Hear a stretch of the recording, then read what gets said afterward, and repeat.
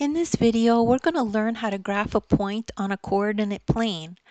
So if we have a problem like this that says graph the point 3, 7 on the coordinate plane, and this is the coordinate plane.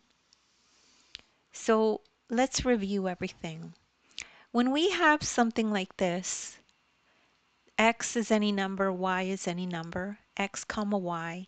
X is the position along the x-axis or the x-coordinate. Y is the position along the y-axis or the y-coordinate.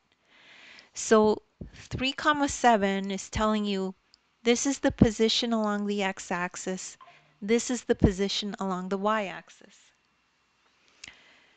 So next thing we have to do is understand what the ordered pair describes. Ordered pair describes the location of a point on the coordinate plane. So we start at 0. This is the origin, and we move 3 units along the x-axis. This is the horizontal position. So here we're going to move 3 along here. We start at the origin. 1, 2, 3. We end up here. Then from there we move 7 units up vertical. That's the y-axis, right?